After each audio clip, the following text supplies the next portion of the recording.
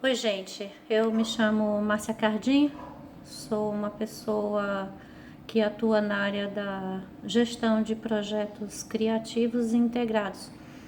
Eu tenho uma empresa, essa empresa se localiza no estado da Bahia e nós atuamos na área da cultura, educação e responsabilidade social, através de consultorias e treinamento e capacitações para profissionais da cultura e também para gestores e empresas que queiram, né, atuarem nessa área, que queiram patrocinar, apoiar e estarem envolvidas, né, com a responsabilidade social, que é o investimento na arte, na cultura, na educação e na justiça social. Eu vim trazer hoje, compartilhar um pouco com vocês de uma lei, um projeto de lei, na verdade, que vai ser votado daqui a pouquinho, às 14 horas, hoje é dia 26 de maio, na Câmara de Deputados. Ele está sendo intitulado Lei Emergencial da Cultura.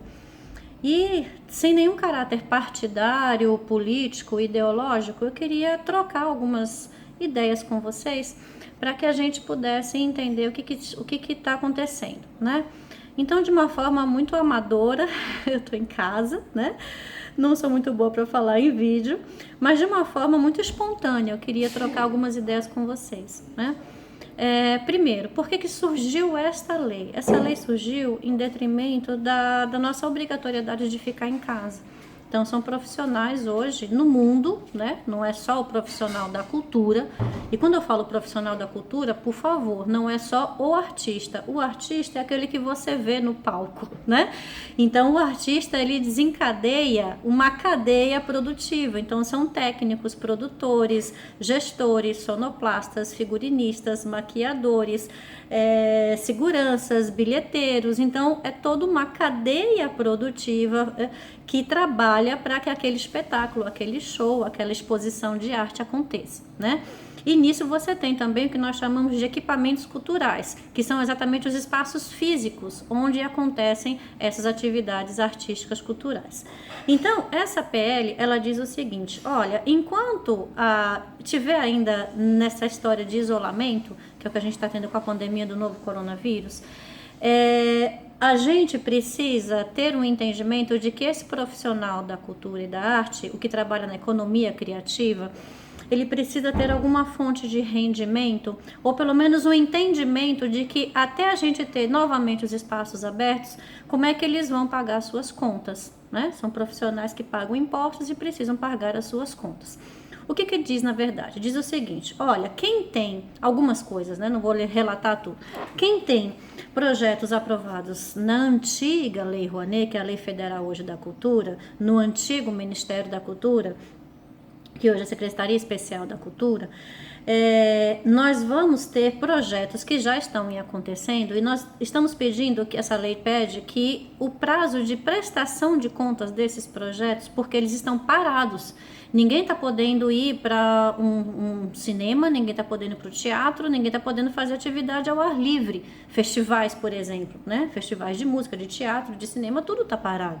Então, enquanto isso daí for uma obrigatoriedade, e tem que ser assim, pelo menos esse é o meu ponto de vista, que essas atividades que estão através das leis de fomento, que a gente tenha pelo menos um ano de prorrogação das nossas prestações de contas.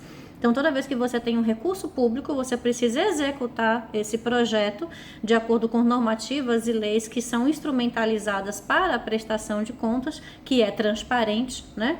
O versa a transparência pública do recurso público, e que a gente precisa de pelo menos um prazo de execução, pelo menos essa prorrogação. Então, eu achei que isso é justo e isso é válido sim, porque está tudo parado, né? Então, os projetos que iriam acontecer, por exemplo, agora no São João, eles não podem acontecer. Então, me dá mais um tempinho para que eu possa, quando eu puder executar, da forma que eu puder executar, eu também poder prestar contas com isso. Outra questão ainda que está em relação a esses projetos que estão nas leis de fomento, federal no caso, é que, bom, eu posso ter esse dinheiro que já está na conta, é um recurso público e eu tenho que ter responsabilidade para lidar com ele, mas que a gente possa antecipar pagamentos de salários. Não é salário, são cachês artísticos, né? São prestadores de serviço. Porque essas pessoas, elas estavam contando com esse recurso que já está numa conta corrente vinculada ao governo federal, né, que é uma conta que a gente presta contas. O dinheiro está lá parado e as pessoas não estão tendo dinheiro para pagar as suas contas. Então, que a gente possa antecipar esses valores, obviamente através de recibos, através de notas fiscais, através de tudo direitinho, né, mas que a gente possa antecipar. E quando a gente tiver uma nova perspectiva de realização, esses profissionais que já foram pagos, eles continuam e aí eles executam as suas atividades. Então, é a antecipação desse dinheiro que está na conta. Eu também achei isso muito válido. Uma outra questão que está nessa PL é o seguinte, ela diz que não se corte os serviços básicos de contas de água, energia, né, e comunicação. Ou seja, a comunicação, principalmente a internet, né, desses profissionais que estão na cultura. Poxa, Márcia, mas está todo mundo assim, por que o pessoal da cultura tem que ser privilegiado? Não é exatamente um privilégio. A maioria das realizações culturais no Brasil, elas dependem da lei de fomento, dos editais públicos, né, e privados, quando as empresas investem também em cultura. E isso já está parado há um bom tempo.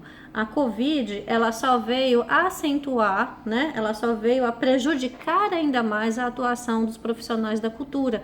Então hoje, e vocês vão entender por que isso é importante, principalmente a internet. Porque vem uma outra solicitação dessa PL. Ela diz o seguinte, olha, privilegiem, né, deem prioridade a projetos que são projetos que vão ser executados pela internet.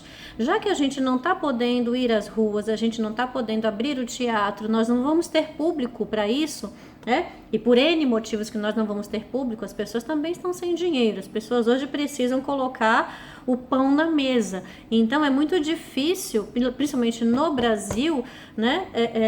E na situação em que nós nos encontramos, que as pessoas saiam ávidas para irem ao teatro, ávidas para ir para um show. A gente até quer, as pessoas querem, mas elas não têm dinheiro para poder fazer isso, né? Eu não estou falando aqui da indústria criativa, que é o show business, né? Eu estou falando aqui de projetos que são projetos locais, projetos estaduais, projetos que acontecem aqui na esquina da sua casa e que esses dependem dessas leis. Então, o que essa PL diz? Olha, privilegiem projetos que sejam pela internet, para que esses artistas, esses produtores, esses técnicos, eles possam demonstrar, trabalhar. As pessoas querem trabalhar. As pessoas querem trabalhar, mas como todo brasileiro, como toda pessoa hoje no mundo, né? Eu volto a dizer, eu não estou aqui defendendo partido, não estou defendendo ideologia, eu estou tentando ser assim muito técnica em relação a isso. Então, que privilegiem projetos pela internet, para que a gente possa executar projetos pela internet. E aí você tem um mundo de possibilidades. Todo mundo hoje está se reinventando. Eu estou precisando me reinventar, né? Todos nós, né? Então a gente está passando por esse processo que, apesar da situação, né, toda a crise, ela tem o seu ponto positivo. A gente demora para achar um pouquinho, mas a gente encontra os nossos pontos positivos de crescimento, de amadurecimento, né, e de autoconhecimento. Mas, assim, essa PL, ela também coloca que os profissionais da área da cultura também vão ter um acréscimo não, uma rentabilização de um salário. Poxa, Márcia, mas a gente já não tem essa ajuda do governo de R$600 para quem é MEI, para quem isso tem verdade. Então, quem já está recebendo, não vai ter duplicidade. Mas tem muita gente que não está no cadastro único, tem muita gente que não é MEI, não pode receber como MEI, né? Então, tem pessoas, tem profissionais que necessitam também desse recurso. E através do viés da cultura, eles vão poder receber isso. Durante o quê? Ela diz o seguinte, é ad infinito? Não. A priori, até dezembro. Porque hoje nós temos também muitos profissionais que tocam em bares, em restaurantes, em casas noturnas, que também estão fechadas. Ah, mas e os restaurantes também estão sendo prejudicados? Com certeza, todo mundo. Mas quem hoje trabalha com alimento, muitas estão fazendo delivery, entrega em domicílio, né? A arte é difícil a gente entregar em domicílio, a não ser que seja pela internet, pelas redes sociais, né? Então, é uma cadeia produtiva que movimenta mais de 5%, são mais de 5 bilhões de reais no nosso país. É muita gente hoje que está sem perspectiva de volta a uma atuação profissional, né?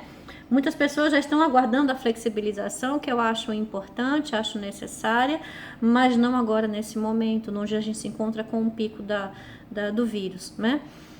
Para não me tornar tão redundante, eu acho que o que hoje nós estamos ávidos a ter na área da cultura é um bom gestor, é um profissional que entenda da gestão pública da cultura. Não é porque você é um artista, e aí, gente, eu estou sendo assim muito técnica na minha fala, que você de repente tem que entender também da gestão da cultura, né? É bom quando a gente tem esse tripé, né, da arte, da execução da arte com a produção e com a gestão, mas nem todo mundo tem essas três competências. Então, o que nós precisamos hoje na cultura, para que a gente não tenha, inclusive, tanto troca-troca, né, de secretários na cultura, é um profissional que entenda da gestão pública da cultura e que ele consiga viabilizar novamente as nossas leis e os nossos editais. Essa PL, infelizmente, ela não versa sobre os equipamentos. Então, a gente tem teatros que estão fechados e talvez não voltem a abrir. E nós precisamos desse recurso, e é um recurso público que precisa ser enxergado, e aí não só do ente federativo, mas os nossos estados, os nossos municípios, a nossa Secretaria de Educação Estadual e a nossa Secretaria Municipal, elas precisam entender que esses espaços, eles precisam de um recurso hoje, para que eles não fechem as portas.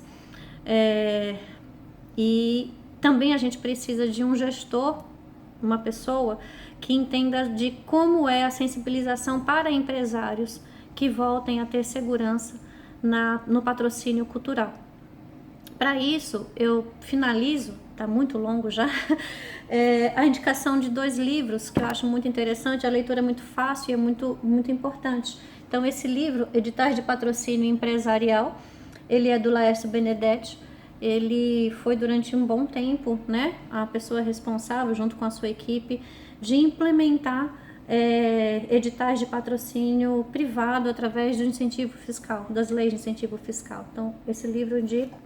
E esse livro também é um livro que são artigos, né, cada capítulo é um artigo, Por um Brasil Criativo, Significados, Desafios e Perspectivas da Economia Criativa Brasileira. São 2 mulheres fantásticas, a Cláudia Leitão, minha querida Cláudia Leitão, e Ana Flávia Machado, que tem também uma leitura muito fácil e muito diversificada da gestão da cultura. Eu espero que seja votado, que seja aprovado, e que seja um primeiro passo, porque a gente tem muito o que fazer ainda pela cultura.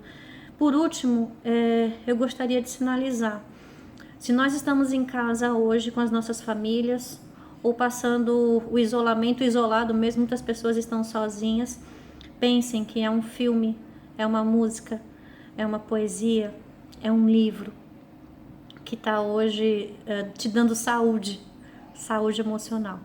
Então, a cultura e a arte, elas salvam vidas, sim. Nós estamos imbricados, entrelaçados com a prevenção da saúde. Então, você investir, acreditar na arte e na cultura, é você pensar em pessoas menos doentes. E é isso que eu queria dizer para vocês. Espero que alguém veja, espero que seja útil. Um abraço.